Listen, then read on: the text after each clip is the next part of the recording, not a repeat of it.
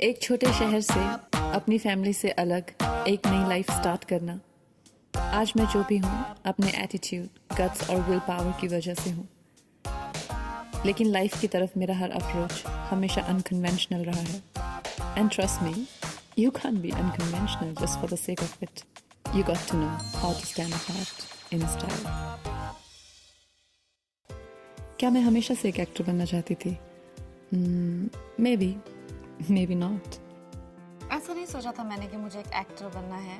मुझे ये ज़्यादा हो गया था कि अब मैं घर छोड़ के आई हूँ और सबको इतना एटीट्यूड देके तो मुझे कुछ ना कुछ करना है, कुछ ना कुछ बनना है। तो उस वक्त पे जैसा मैंने कहा, मॉडलिंग में भी ट्राई किया, एक्टिंग में भी ट्राई किया और भी कई जगहों पे जैसे कि स्कल्पचर मेकिंग होता है या पेंटिंग में भी ट्राई किया। लेकिन एक्टिंग में मुझे सबसे ज़्यादा रिस्पांस मिला। जब मैं थिएटर जाती थी तो वहाँ मुझे बहुत अच्छा रिस्पांस मिलता था।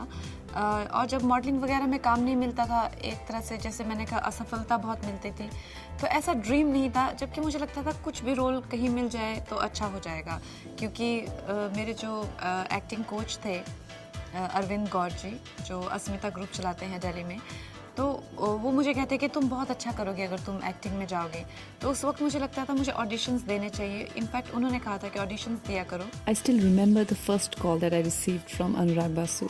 गैंगस्टर के लिए मैंने ऑडिशन जब दिया था तो उन्होंने मुझे पहले सेलेक्ट किया, फिर उसके बाद रिजेक्ट कर दिया, क्योंकि भट्ट साहब ने कहा कि ये लड़की जो है गैंगस्टर में 28 या 27-28 साल की है, जो कि मेरी अब की एज है। तो 10 साल पहले तो उन्होंने कहा ये छोटी सी लड़की है और बच्चे की माँ कैसे बनेगी ये। एंड दे वांटेड चित्रांगना और शाइनी के साथ में हज़ारों ख्वाहिशें का जो पैर है, पर I think Chitrangana's husband had some issue, तो उन्होंने उनकी फैमिली ने डिसाइड किया वो फिल्मों में काम नहीं करेंगी। तो लास्ट मिनट पे दे अगेन कॉल मी। मेरे करियर का एक और risky step, playing a second lead to Priyanka Chopra in Fashion. ये सच है कि जब मुझे रोल सुनाया था तो मुझे खुशी नहीं हुई थी उस रोल को सुन के, क्योंकि मैं ऑलरेडी पूरा जहाँ पे फीमेल प्रोटैगनिस्ट बहुत स्ट्रांग रहती है उस तरह के किरदार करती थी। लेकिन उस वक्त मेरे पास काम था नहीं और एक 10-15 मिनट से ज़्यादा पूरा स्क्रीन स्पेस है नहीं।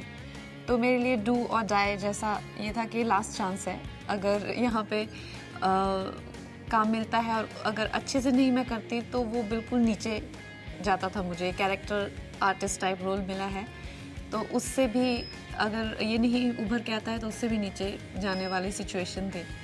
फैशन के लिए नेशनल अवार्ड मिलने के बाद भी लाइफ गॉट ओनली टफर।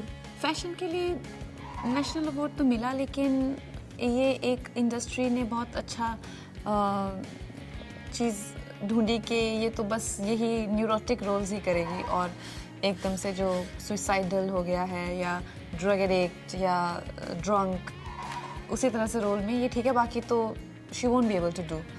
तो उसी तरह के रोल मेरे पास आते थे हमेशा, और एक तरह से एज एन एक्टर मैं काफ़ी उनको लेके फ्रस्ट्रेट हो गई थी कि अब मैं क्या सारी उम्र ऐसा ही करती रहूँगी, क्या मेरे को कोई कुछ और नहीं करने को मिलेगा। तो तन्नू मन्नू एक नया डायरेक्टर, एक नया प्रोड्यूसर, इनके पास पैसे भी नहीं थे उस टाइम पे और एकदम डेस्परेट थे ये भी कि इनको कोई जाना माना चेहरा मिल जाए, थोड़े से पैसे मिल जाए, फंड्स वगैरह। देन आई अग्रीड और फिर तन्नू मन्नू मैंने की, और जो मेरे फर्स्ट फैमिली एंटरटेनर उसको कह सकते हैं। And then Queen changed my life. Queen will always be a landmark in my life, I feel. अगर आप देखें, मेरे लिए ही नहीं, क्वीन ने फिल्म इंडस्ट्री के लिए बहुत कुछ चेंज किया है। एक ऐसे फिल्मों का प्रचलन चल पड़ा है जो कि बहुत ही सेंसिटिव सिनेमा कही जा सकती है। तो मेरे लिए ही नहीं, ये पूरी हमारी इंडस्ट्री के लिए ही बहुत ही एक लैंडमार्क टाइप फिल्म रही है। लाइफ में कभी ना कभी हर कोई एक रॉन्ग डिसीजन लेता है। I did too. कुछ लोग कहेंगे कि वो रॉन्ग डिसीजंस हैं, लेकिन मैं उन्हें रॉन्ग नहीं मानती। अब लोग कहते हैं कि तुम्हें रास्कल जैसी फिल्म या डबल धमाल जैसी फिल्म नहीं करनी चाहिए थी और यू डिज़र्व बेटर।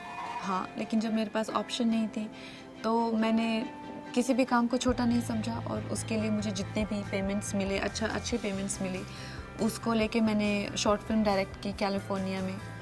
और जो मेरे और छोटे मोटे ड्रीम्स थे, जैसे कि कोर्स करना, न्यूयॉर्क फिल्म एकेडमी जाना, तो मैं उनको पूरा कर पाई। तो ये नहीं कह सकते वो एक गलती थी या रॉन्ग डिसीजन था, वो it was a part of the plan. लेकिन आगे क्या? I can't stop dreaming and wanting more out of life. पता नहीं, मुझे लगता है कि जो ग्रोथ है ऑन पर्सनल लेवल वो कभी रुकनी नहीं चाहिए।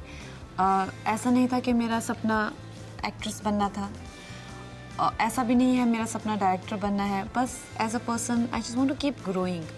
अभी एक्टिंग ठीक है, उसमें मुझे काफ़ी संतुष्टि कहीं ना कहीं हो गई है कि हाँ आई कैन एक्ट वेल, लेकिन अब मुझे कुछ और, उससे बढ़ के कुछ और नया चैलेंज लेना है। तो हो सकता है मैं बहुत ही जल्दी फिल्में डायरेक्ट करना चाहूँ।